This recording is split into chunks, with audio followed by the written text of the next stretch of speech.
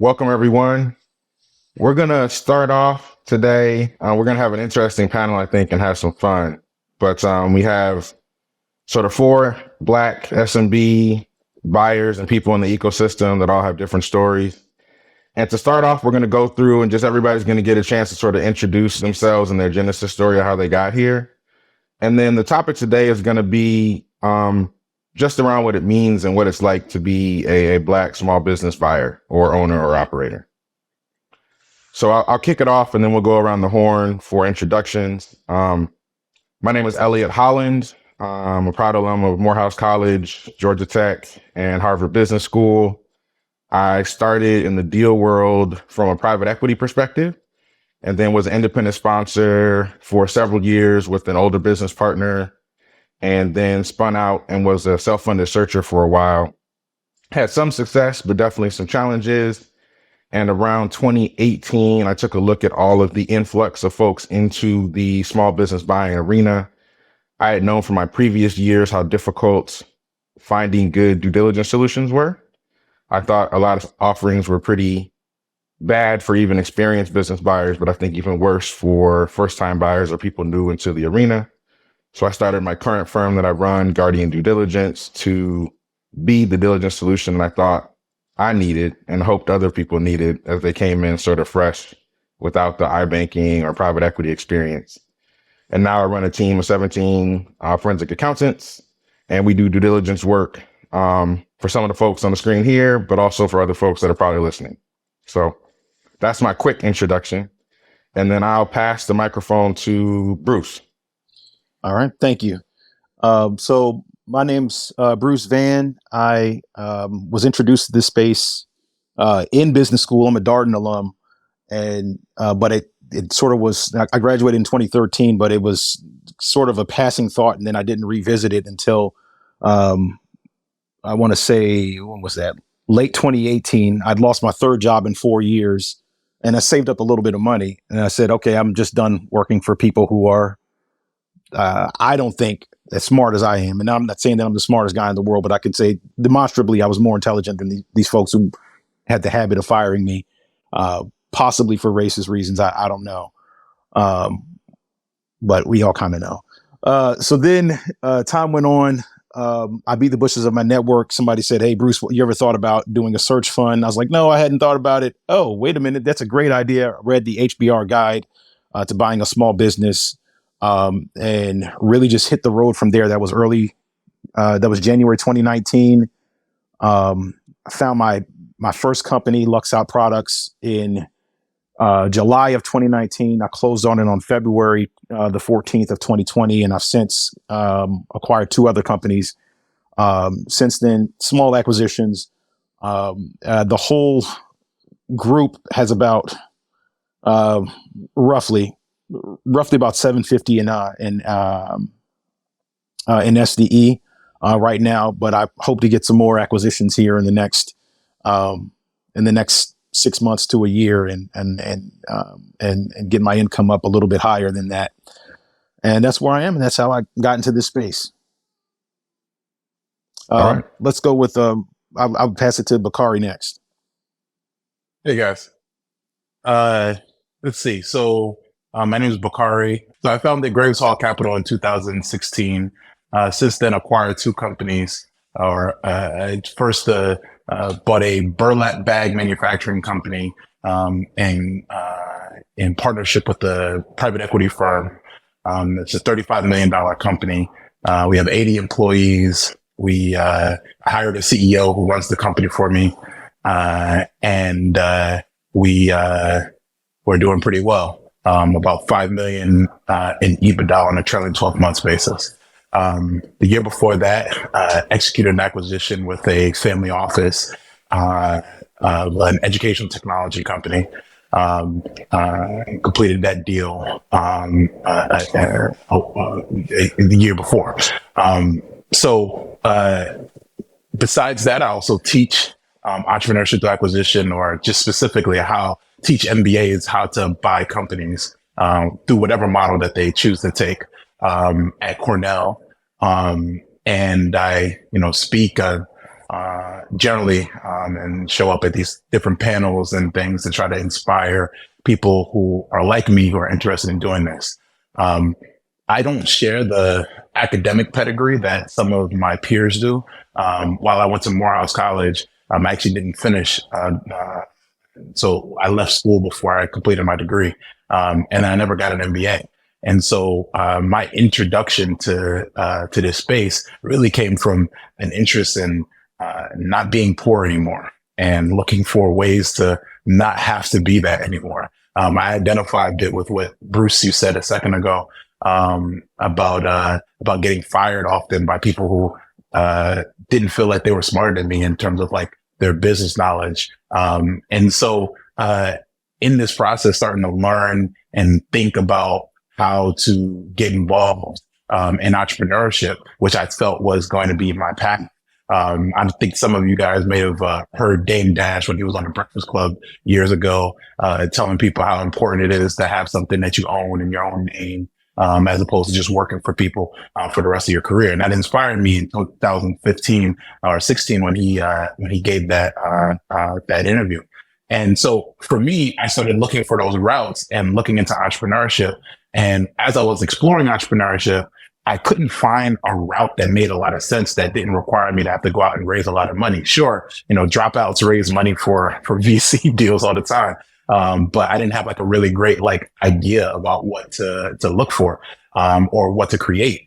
And in the process, these three letters, kept ringing up to me. I kept seeing these letters in different, spaces. And the three letters were LBO. And one day I just typed those three letters into YouTube and came across this whole world of acquisitions. And the thing that inspired me beyond that was that I found out that there were MBAs who were about the same age as me, as at that time I was 25, who were going out and buying companies. I came across an article that was produced by HBS called Early Career LBOs.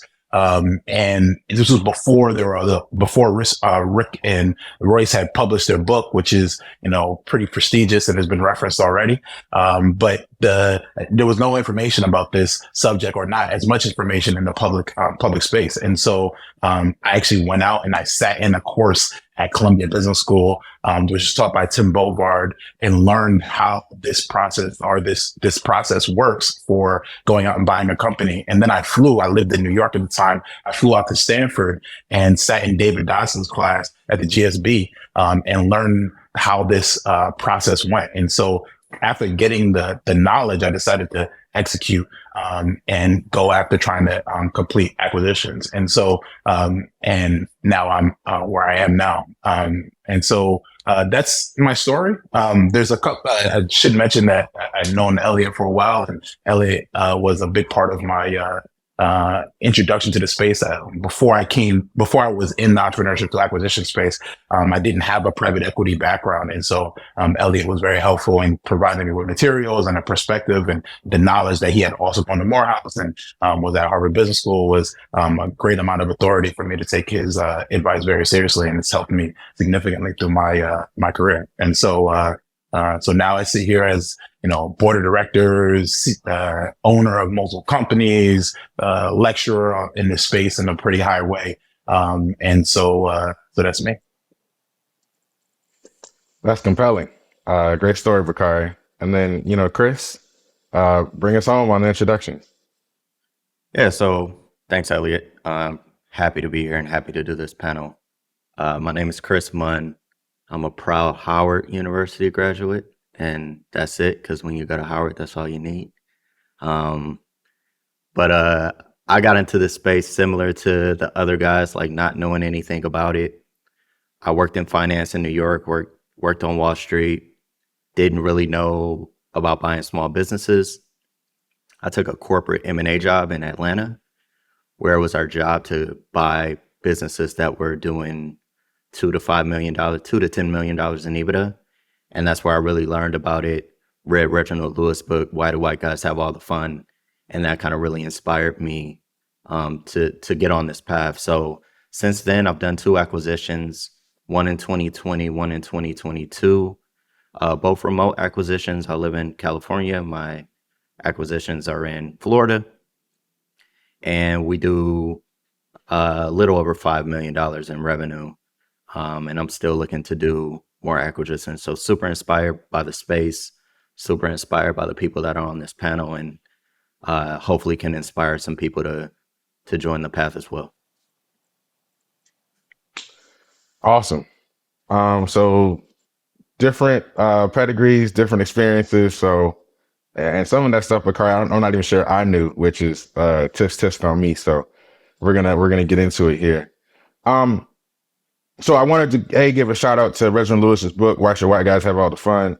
As controversial as the topic is, it could also be said, or could have been called, Why Can't Fill in the Blank Have Some Fun Too? And I really enjoyed the book. And if anyone who's listening, whether you're white, black, or any kind of denomination, I think you should pick that up. And I think we'd all love to talk about that book. I think you'd enjoy it. So moving on, one of the things that's challenging, I know I've experienced it, and talking to these brothers and other brothers, we've all experienced it, is getting deals done is hard for smart, connected, rich people. It's even harder for folks who may be even partly a little outside of the traditional type of folks that do these things. And I think part of the challenge oftentimes is when you get denied, because nobody on this panel, I think their first lender, their first investor, or their first pitch was just like, hey, take all the money, guys. You can go do whatever you want. Sometimes when you go through those processes as a black buyer, you don't know if your deal stunk. You don't know if the investor just wasn't interested, or you don't know if it's because of your race. And so what I wanted to sort of open up this conversation to start is just talk about a difficult fundraising time or deal time when maybe you got dinged or were held up and you just weren't sure whether it was because you were black or for some other reason. I can tell one of my stories. So I had a lender on both the debt side and the equity side. I've experienced what you're talking about. And to be specific, you go into a situation, you think you have everything buttoned up. And as black people, you know, we always extra button it because we know we don't want to be subject to the criticism and the scrutiny, because if there's a hole in the argument, it'll be found. And so having everything buttoned up and still receiving kind of negative feedback or difficult feedback. And for the equity side, I think it all stems from the fact that I'm not connected to any money. And so I grew up in Detroit. I went to the worst school system in the country, Detroit Public Schools. I literally knew no one growing up with any money. So when people say, oh yeah, I just raised it from friends and family. Yeah, friends and family are like $5,000 checks for me. So you can imagine how far that gets you. And so that's a setback from being black in itself. And so I think I say that to say I think you have to go into it knowing that luck is not going to be on your side. You're going to have to push through SHIT. I don't know if I could cuss on here to get to the other side. You just have to assume that luck's not going to go your way. Things aren't going to go your way. And you're going to question a lot of times, like, I'm only in this situation because I'm black. I know if I was a white guy, I wouldn't experience this difficulty raising money, or not to the same degree at least. And so you just have to say, look, I got to work, you know, the old saying, you got to work twice as hard. That's 100% true in the search world, even more so in the search world. You'll have to work twice as hard to get what you want. But if there's something that you want to pursue, then that work is worth the effort. Bakari, you want to give us some flavor on that topic as well?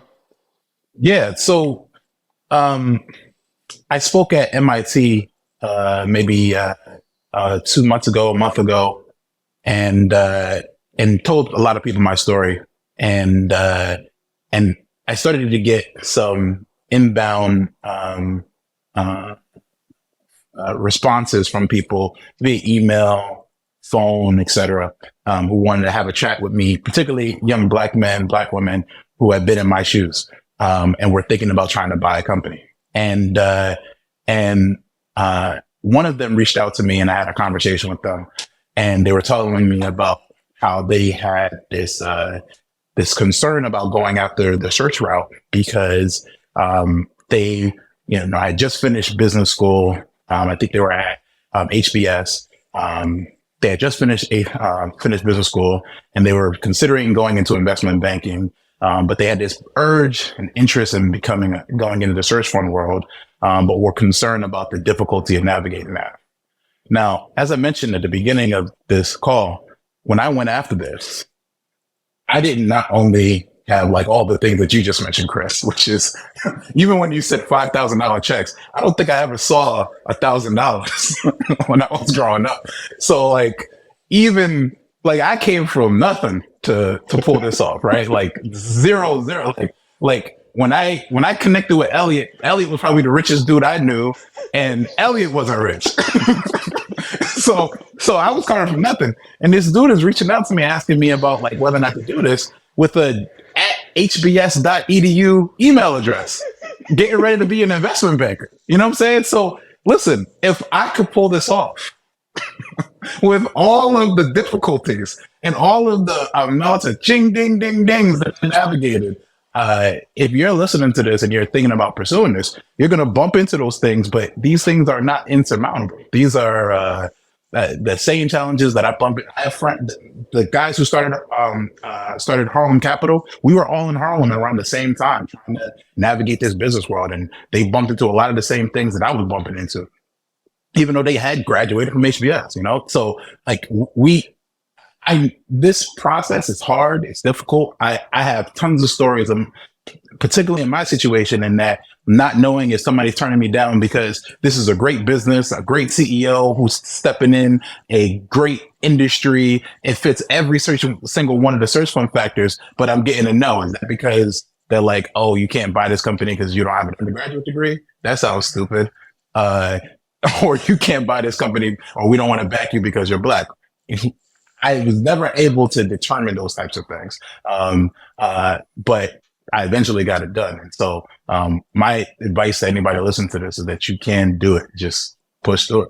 And then Bruce, I'm gonna get you in a second. Since I know Bakari a little bit, I'm gonna add to his story. So I've been involved with a lot of people that have hit me up over the years about getting deals done, buying businesses. A lot of Black folks, a lot of folks that aren't Black. And I can tell you that probably the most relentless person I know that I've met is Bakari. I don't know how many times you hit me up about deals or opportunities or things that sort of could have worked or maybe should have worked, and just never had a bad spirit about it. So if anybody wants to talk to somebody about just resilience and just running through it, I call it running through walls sometimes. That's exactly it. You can definitely talk to Bakari. But let me get over to Bruce. Bruce, I know you have some good stories. Talk to us a little bit. Yeah, man. I can echo what Chris and Bakari both said. Like literally and it's funny, and I'll get to the story, but the first time I actually had $1,000, I distinctly remember this. I was 22 years old. The first time I ever had $1,000 in my life, and I was like, "Wow, I actually have some pocket change here." And so, Rich. And I'm 30. Yeah, I felt rich, like for real. And so, in terms of like, I think there's like this cultural mismatch for us going into this space of really owning these businesses. And so when people see us trying to go for it, it's sort of like their heads explode because they're like, what are you doing? You're not supposed to be here. So I think for me, I had challenges initially on the equity side. And then once I saw that, I was kind of getting a little bit of pushback. I was like, well, screw them. They can stay out of my process. I don't even want anybody else having any say so over my deals. I'll just scrape together my own capital and go do this. And that's what I did.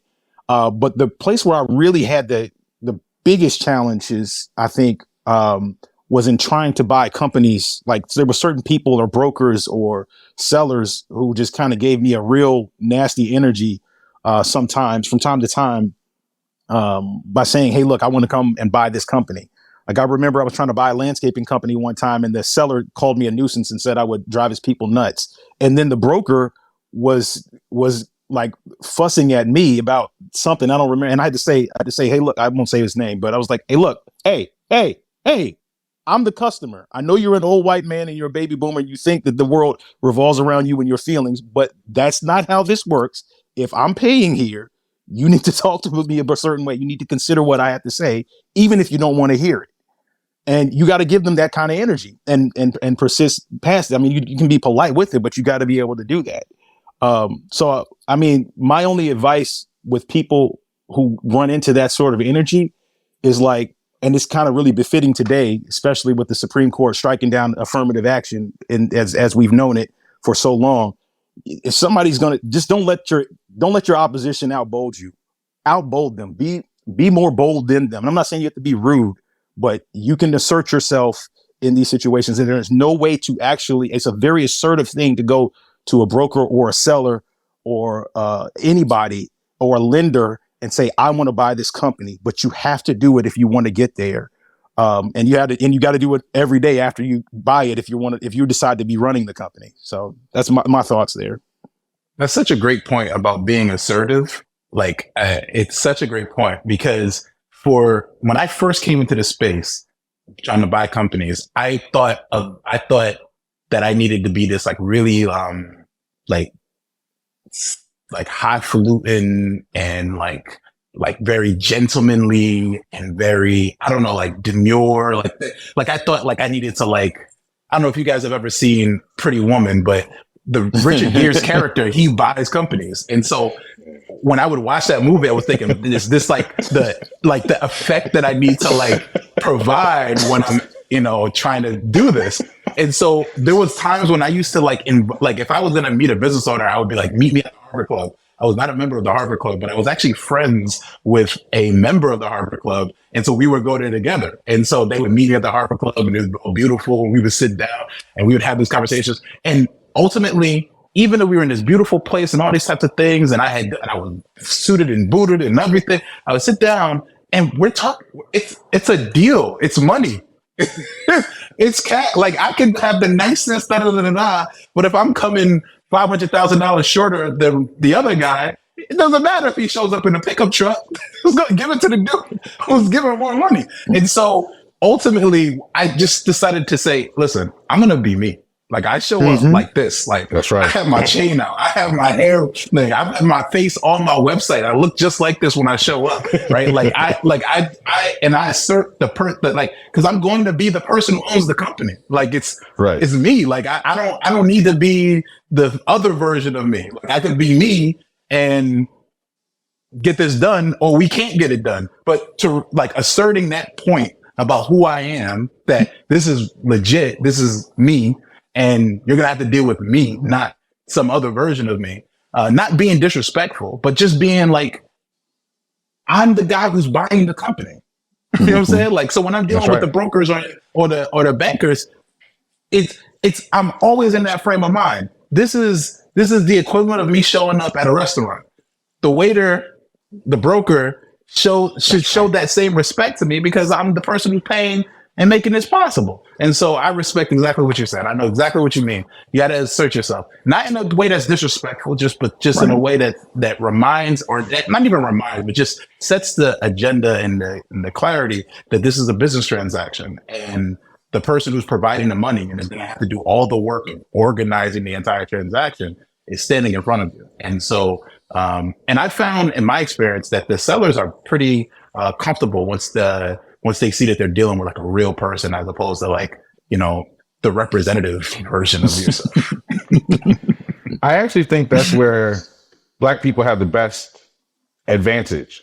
And so I'll take it to the left and then bring it back. So I think that we're so often taught to be respectful, to show deference, particularly to older white men, particularly. I'm just going to say it the way I know how to say it. And we come up through high school, college, professional life, the whole thing, making our bones, making our money. That $1,000 that Bruce probably made was probably being very, very nice to others when there was an alternative to be assertive. And then you get into this game. And actually, I think the way that Black people present when we're not in business, when we're at church, when we're at the barbecue, when we're at the HBCU cookout, is actually the best way by far to communicate in this deal world. And when we're able to turn that on, it becomes a superpower, but it can be challenging to get past that. I remember I literally was sending a note out, I think on Twitter or my email, asking for feedback. And this HBS dude who I like was like, Elliot, I love your stuff, man, but my feedback is that you're not super professional when you speak. Like you don't speak like a typical consultant or investment banker. You know, you drop F-bombs and 4-letter words, and I just have a hard time keeping up with you at times. And I was like, well, how's all that proper language working with when you talk to a seller, bro? Yeah. And I appreciated him because he sat back and he said, you know what? You're right. It's not working. And I remember that moment because it was another test of that hypothesis. I'll also throw out here quickly, I was looking at deals as a independent sponsor 2012 to 2016 when Obama was still in the White House. And I would say on 80% of my calls with brokers and sellers, they spend the first 20 minutes dogging Obama to me and my black business partner. Just dogging this man running through the sewer. And I remember we'd be on text just like, when are these dudes gonna finish? And you sometimes have to make that choice, like, do you want to be right or do you want to be rich? And I remember having that conversation many times and letting dudes kind of say what they had to say because I was there for the money. But I wanted to kind of toss that in the mix because I remember those years. I agree exactly with what you're saying. Like I see when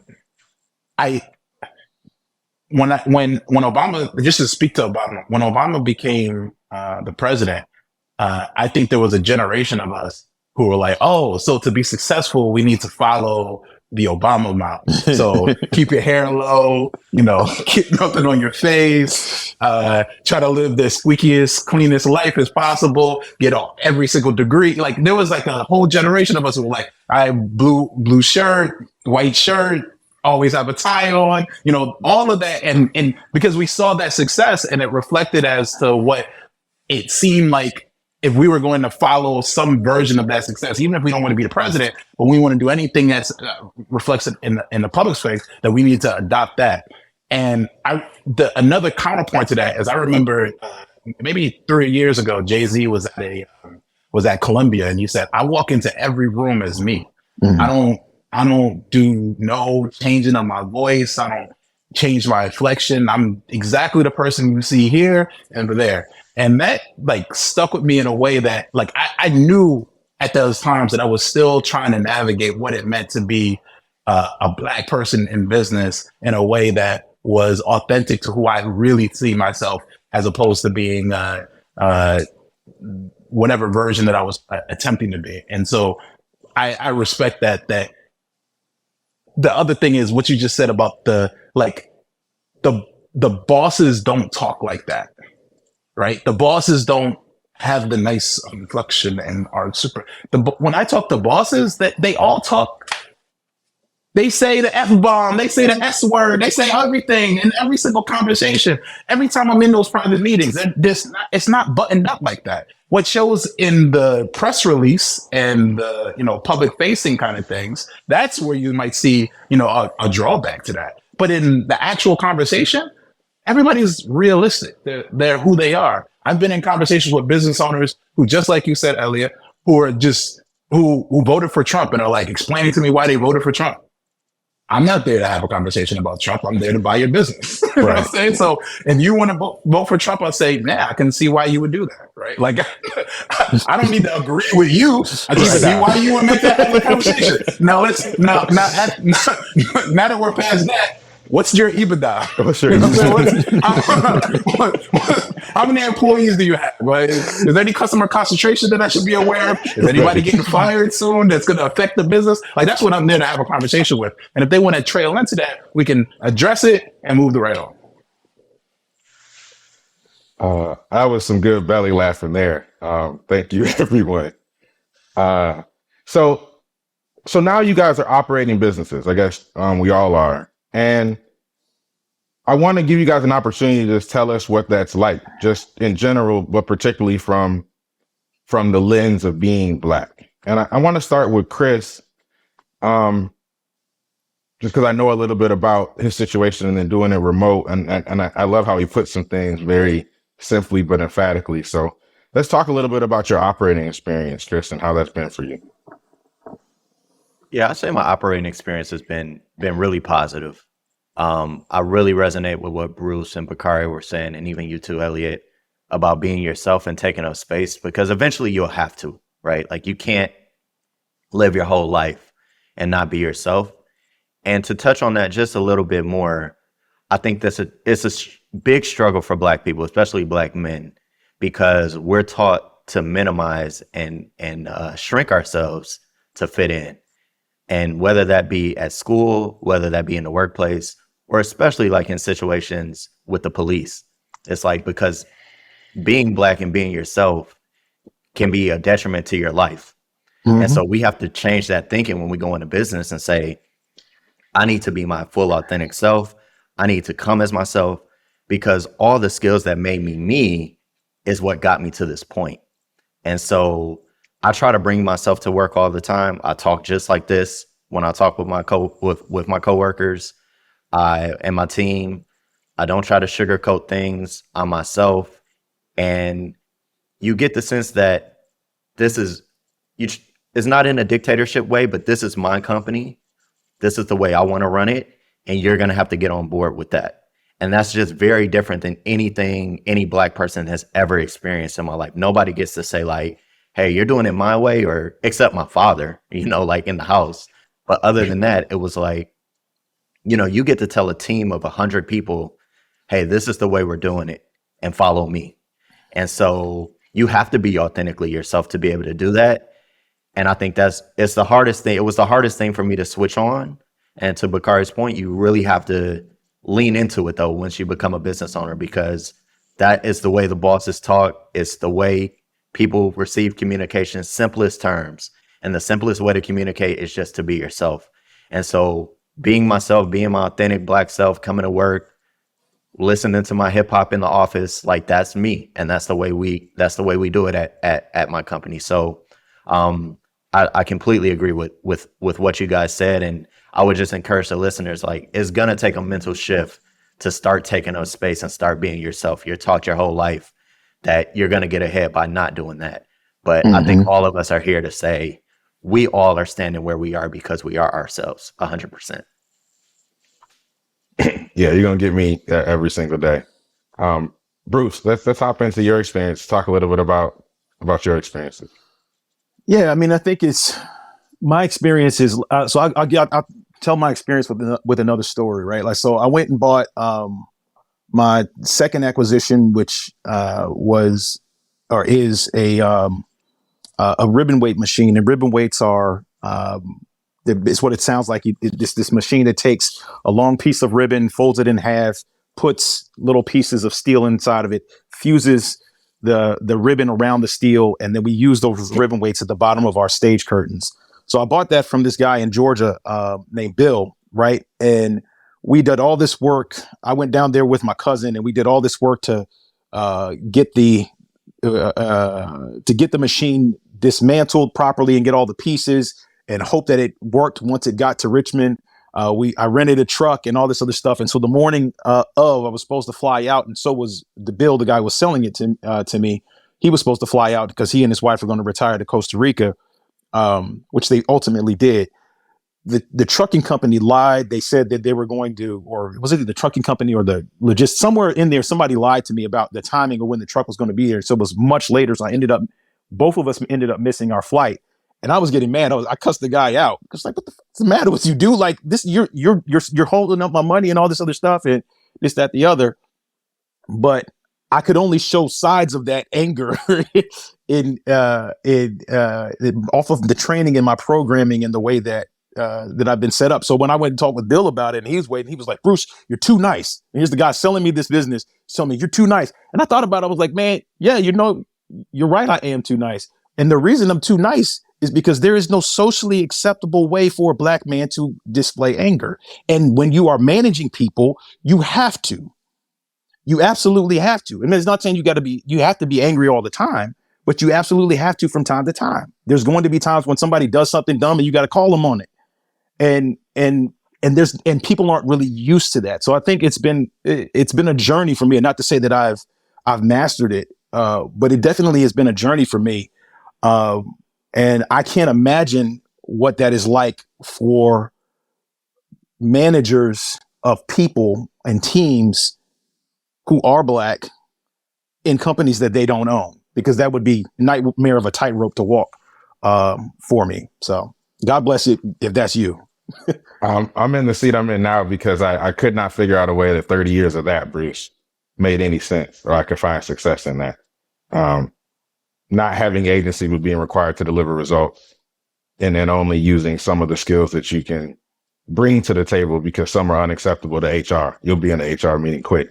And I think a lot of us are here, and even a lot of the Black entrepreneurs of the older generations were forced into ownership because what you just spoke about, Bruce, being a middle manager, having to affect results without agency is so difficult.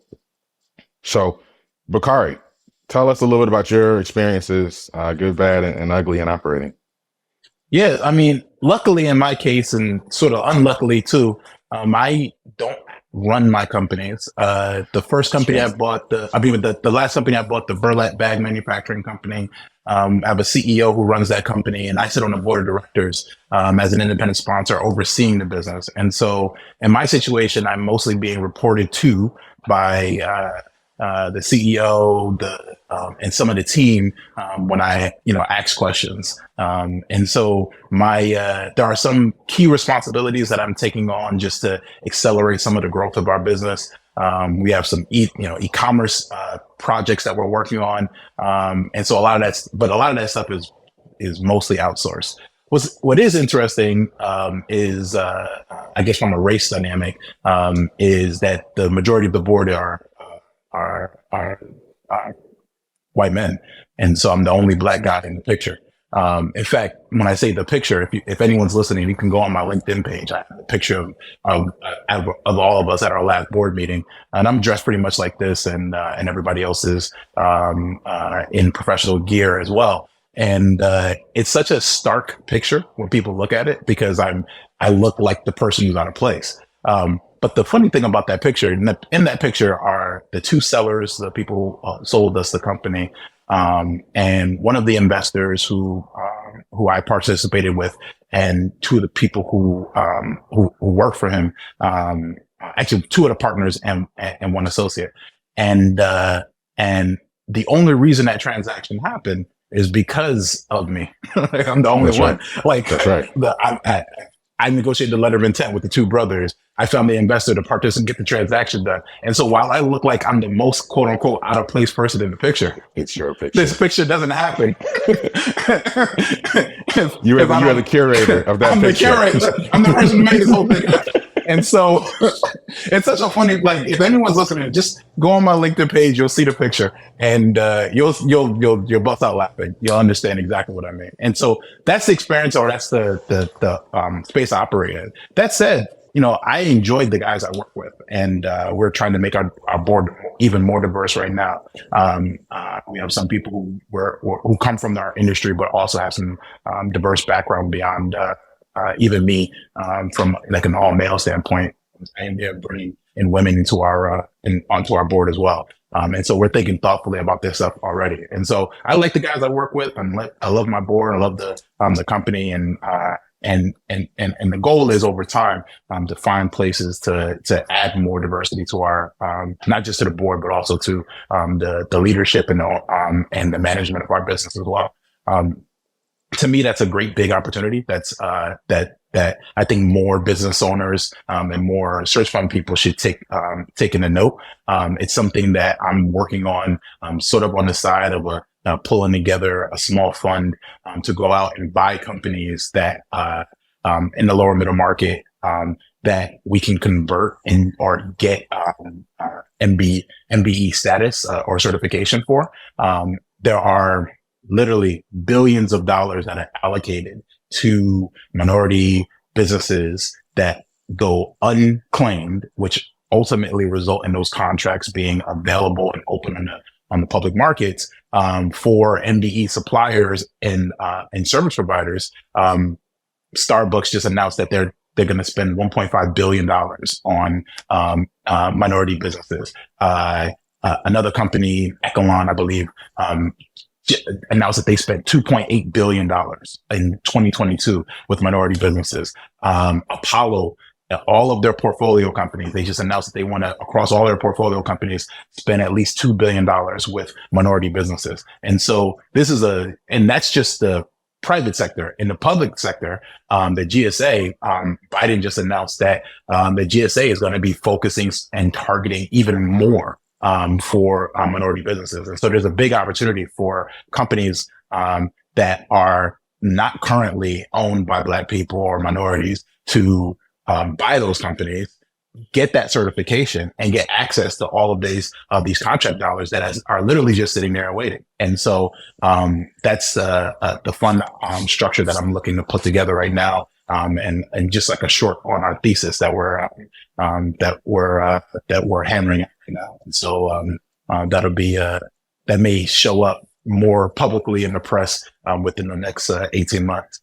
Well, Bakari, I'm definitely betting with you, given your past persistence. So just let us know when those acquisitions take place. So we had a discussion before we got on here, and so I'm going to switch gears a bit. We've been here, we've had some jokes, we told some stories, we kind of set the scene, but we have to juxtapose or sort of reconcile these things. We're talking about there's some challenges in this process of buying a business as a Black professional, but all of us are in it and sort of happily in it and trying to grow it. And so let's talk a little bit about what motivates you, what drives you, why do you consistently choose this path despite the challenges, and if there's any sort of moment or item or situation that gives you inspiration, let's share it so that people who are listening may get it as well.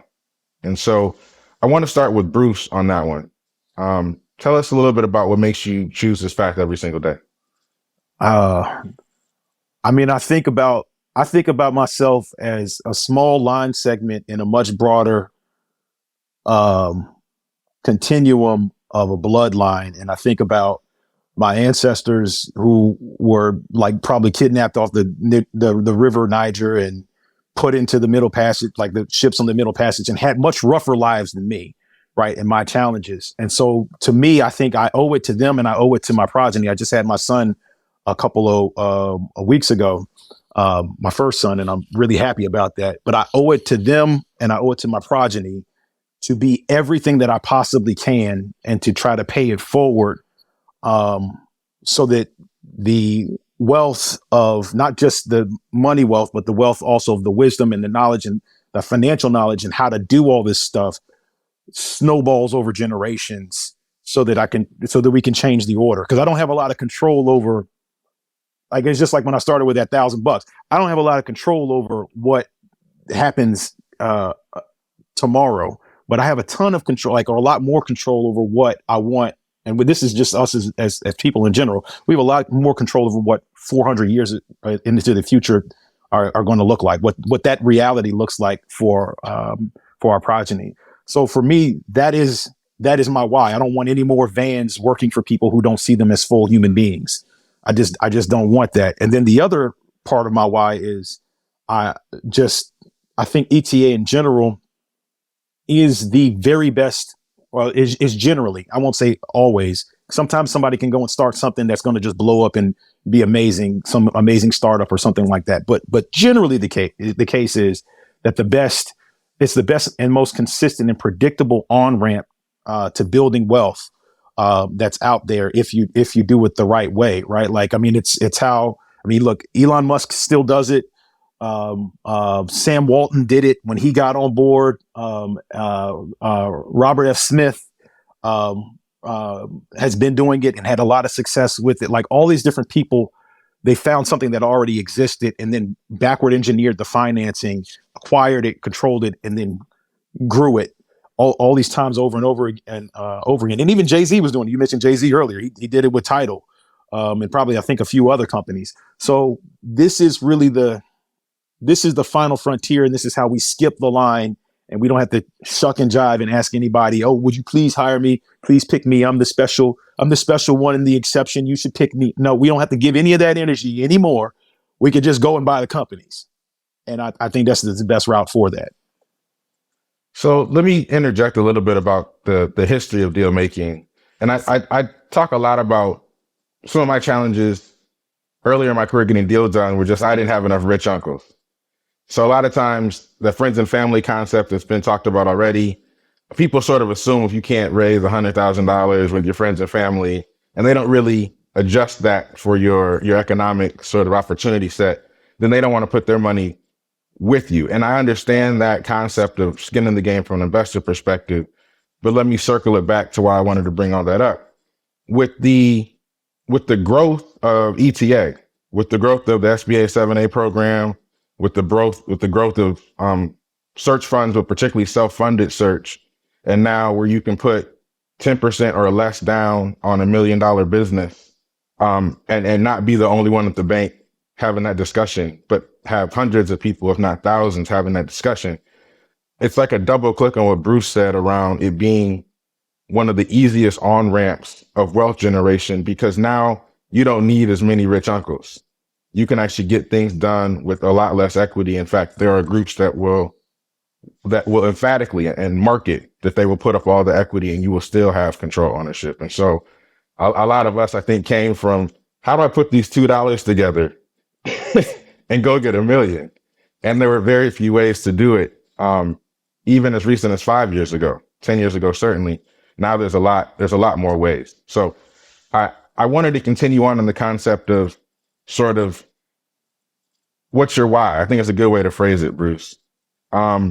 Chris, what is your why? Yeah, so I really love what Bruce said. A lot of that resonates with me about family. And at the end of the day, I want to change the course of my family. So to Bruce's point, my family, we didn't come up with money. Nobody in my family has money. And I want to be the person to change that. So a quick story. My dad died when I was like 25 or 26. And he worked at General Motors his whole life, like 30 years. And after he died, we found out that when General Motors went through bankruptcy, they like canceled life insurance policies for their employees. So we found out after he dies that my dad, life insurance we thought he had, he didn't have, because General Motors just said, we can't pay it, right? And it went away in the bankruptcy. And so that will never leave me. Like the fact that he worked somewhere for 30 years. My dad, oldest of 9 kids, grew up in the projects, like did everything he possibly could. And at the end of his life, he still got shat on. Like that will never leave me. And so I want to be the person that changes that in my family. Like Bruce said, I don't want somebody to have to work for 30 years and then still have to hope that the white man treats you right.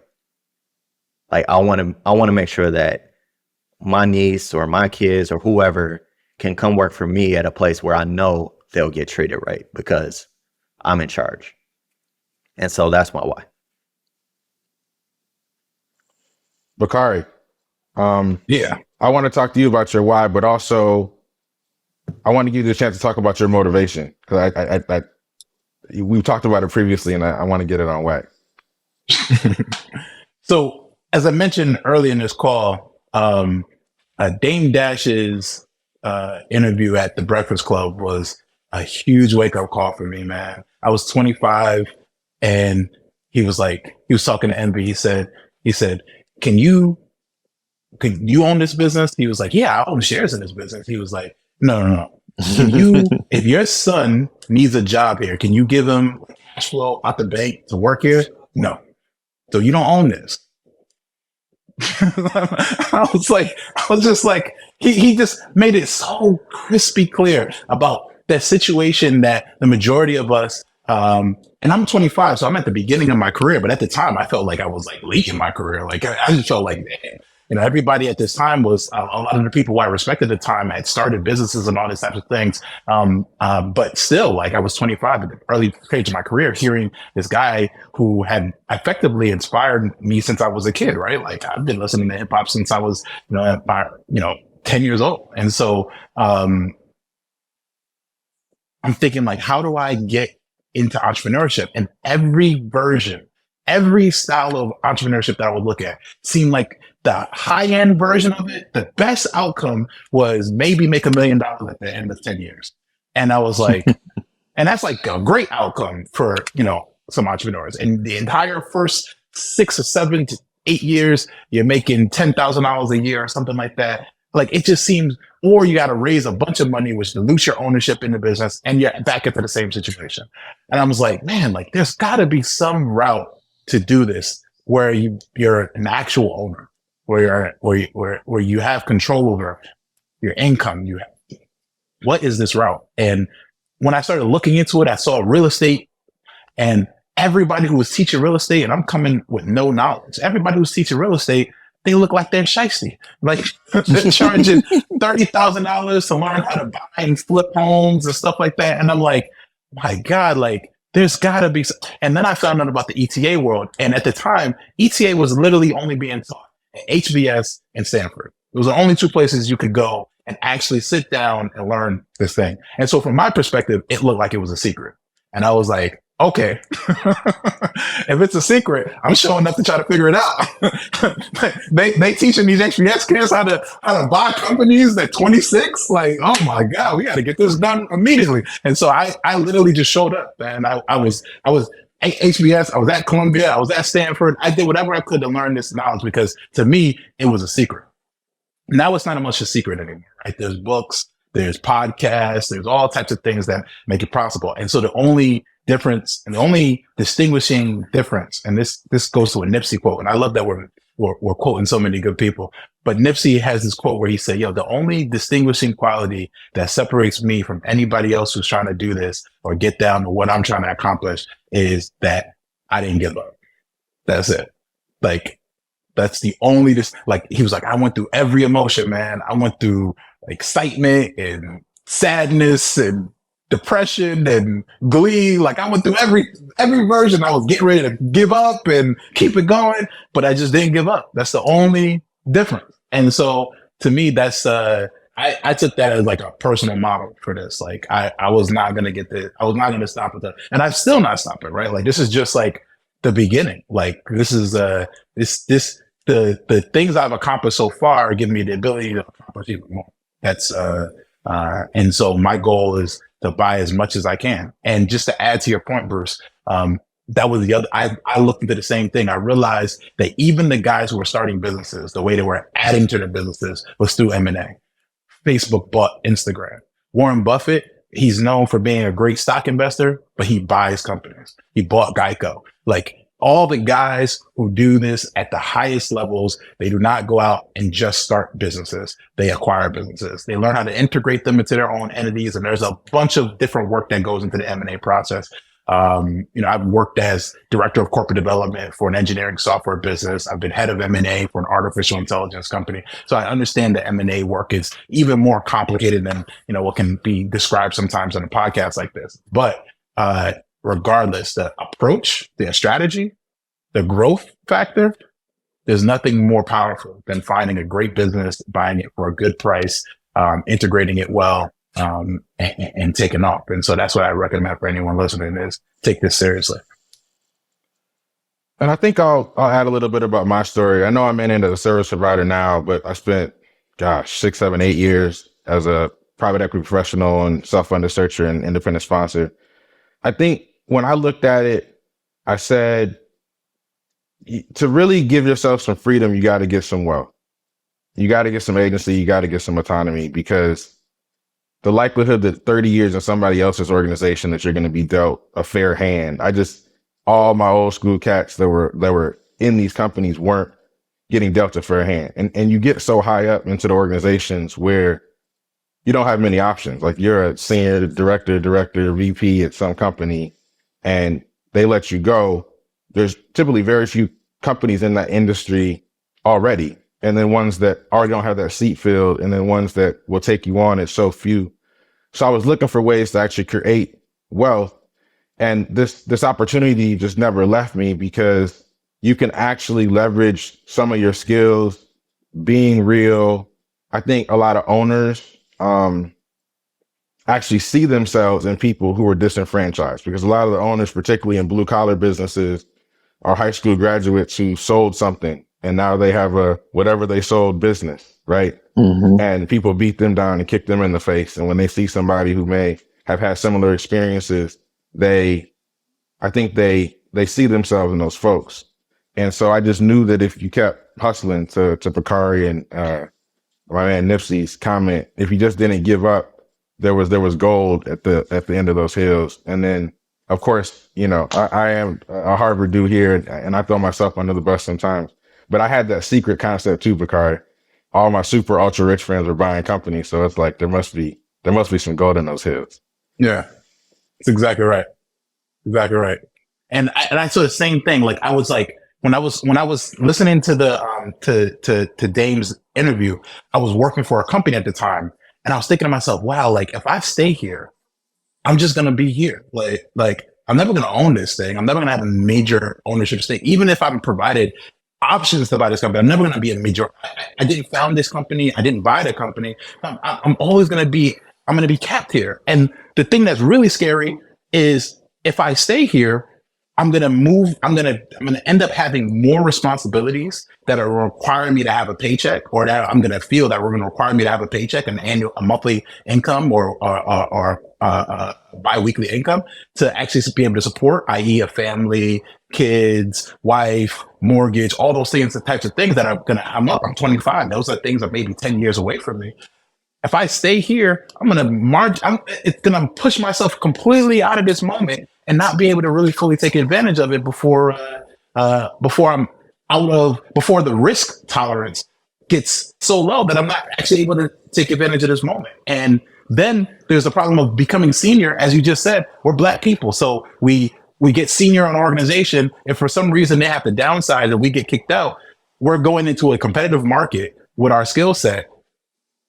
Trying to take jobs from a white man. This is exactly what Malcolm was talking about, right? It's like how long are we gonna beg the white man for these jobs? And particularly in this situation, like Malcolm would just say, just start a business. But now we can buy companies. So from my perspective, it was like, this is it. Like this is the only route that made any sense to me. And it's still 10 years later, I still see only this route. Bruce, get in there. Yeah, I just want to add something to that point. I mean, because what he was talking about, what Malcolm said, like, in my opinion, and I don't have some great academic study to support this or anything like that. There are three things that are necessary for capitalism to work. The first is entrepreneurs have to have access to capital. The government has to secure property rights of individuals.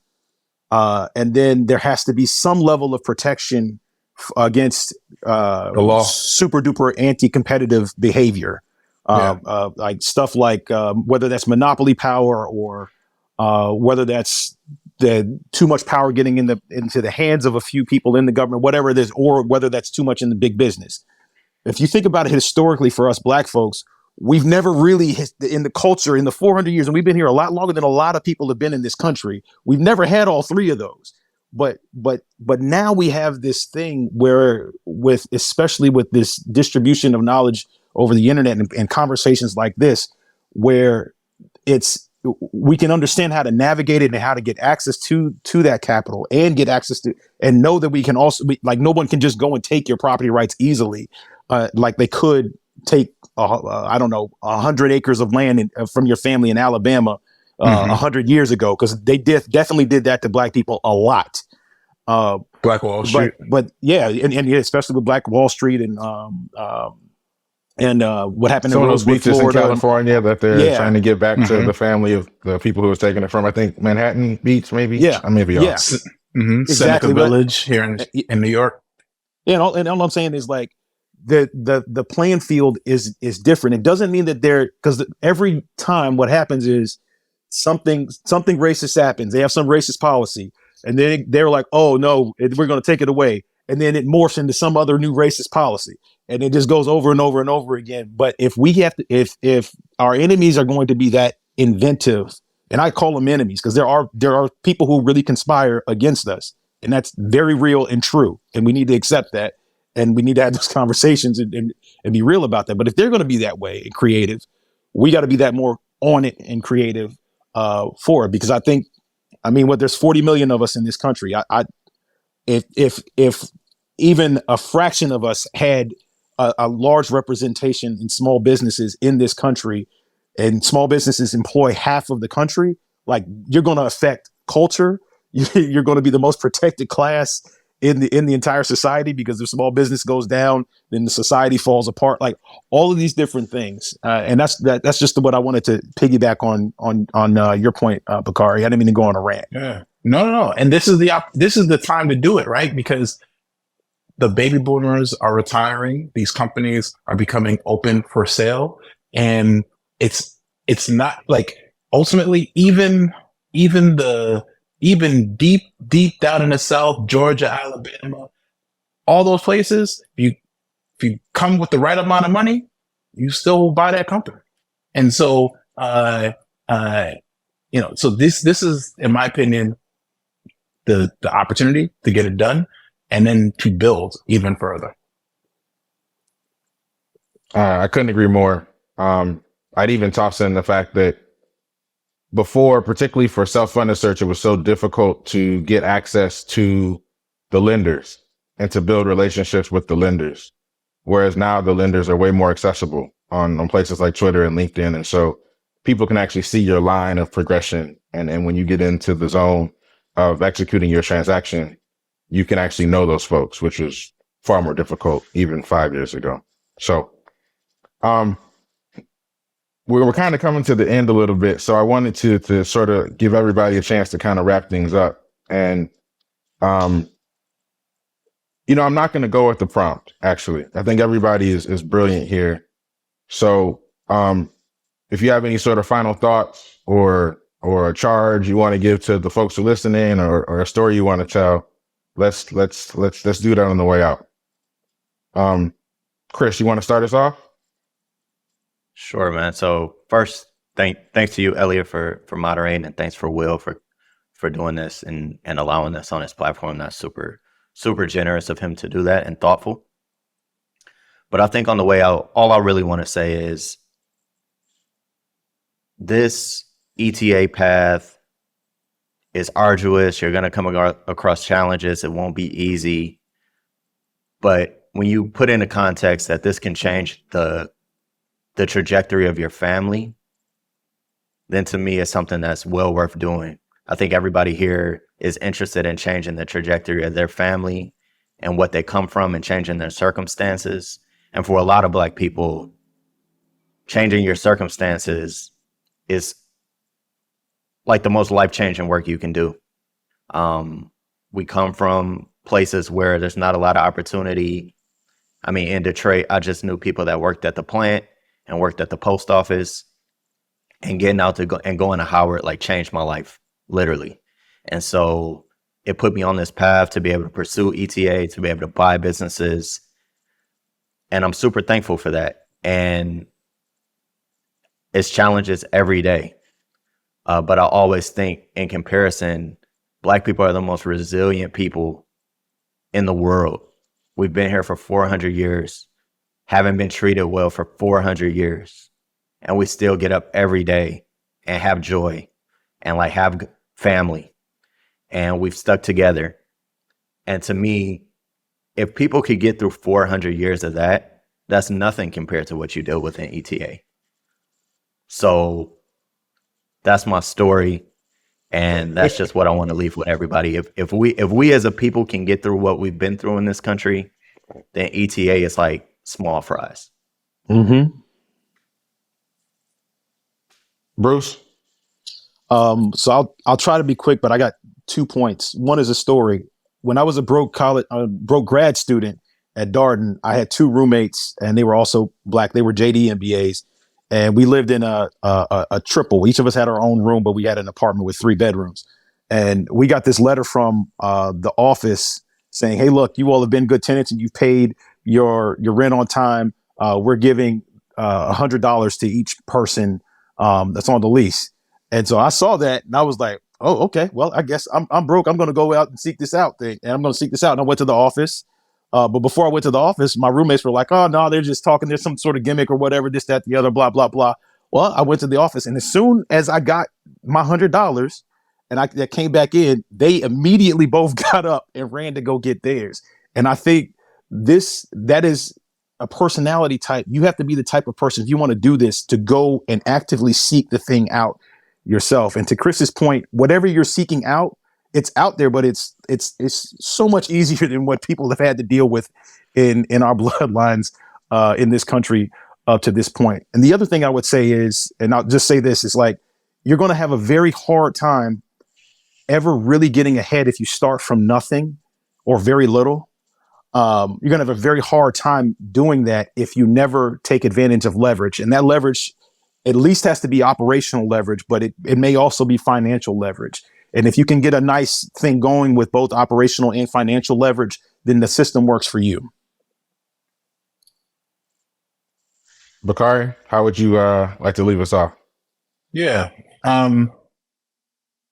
So I know there are some people who are listening to this who come from like really cool backgrounds and may just be a little bit more secure than I was. But what I'm going to speak to now is, if the audience I'm speaking to is somebody who is poor right now, and poor in whatever sense. Maybe you just can't afford whatever you're trying to afford. It could be rent, or it could be something even more pressing.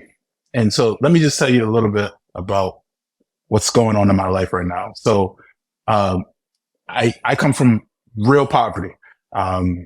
If you Google my name, there was an article in the New York Times that talked about how me and my family, we used to survive on donated bread. And it was when I was at Morehouse when that article happened, and I was trying to raise money so that I could go to school. And so it was like before GoFundMe, I was out there raising money, trying to on the internet. And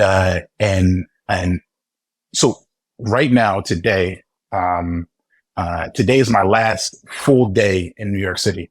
Tomorrow I'm flying to Cape Town, South Africa, where I'm going to live for a month, and I'm going to be traveling across the world for the next 12 months. So going on a world tour, seeing the entire world.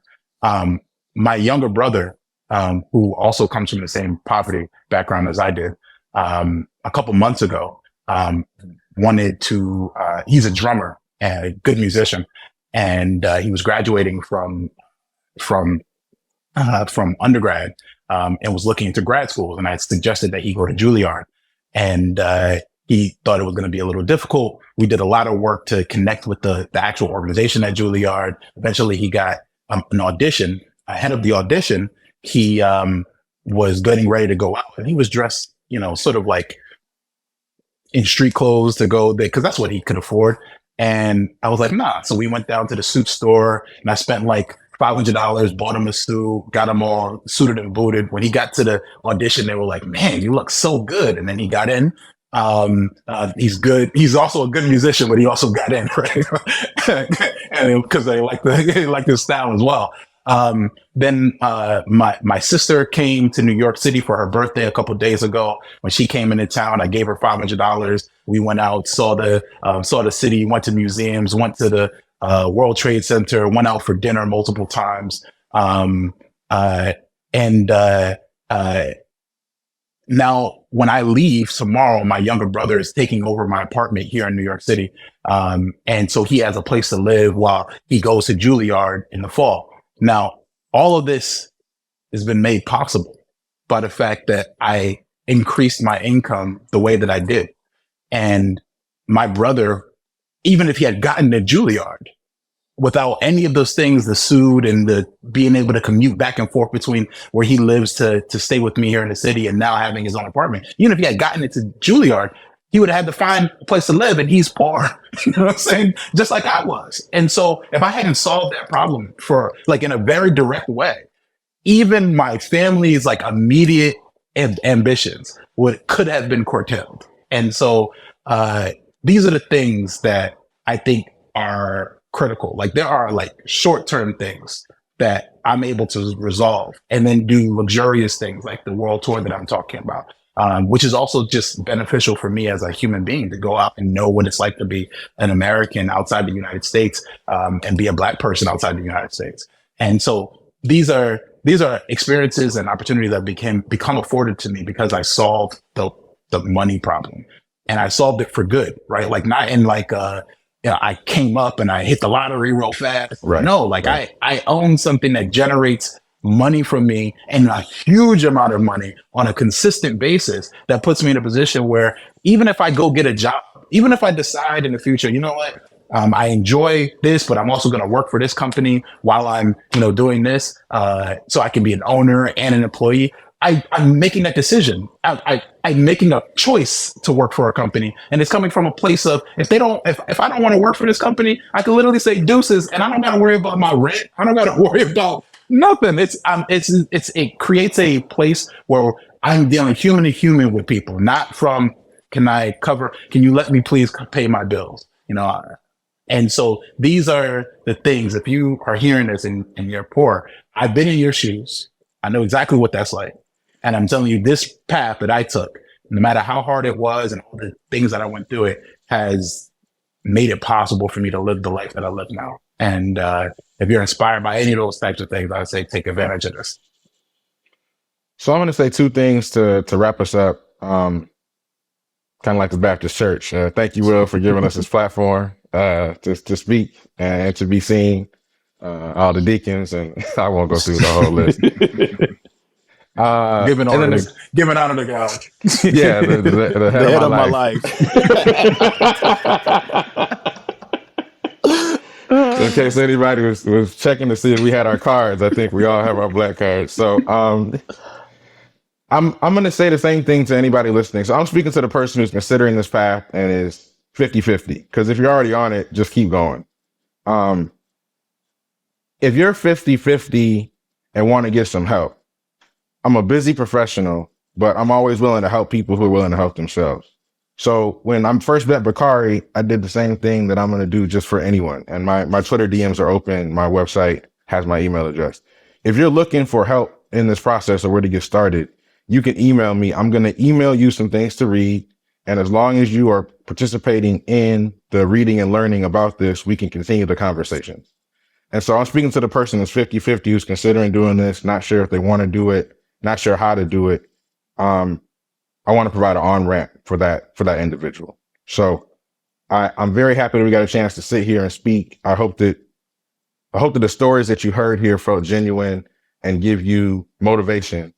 And I also think this is the best path for those that want to create wealth. So I'll end it there. I hope you enjoyed that interview. Make sure you subscribe to the Acquiring Minds channel below. We are now publishing twice a week, so tons of new interviews and stories to come, stories that will help you along your own path to acquiring a business.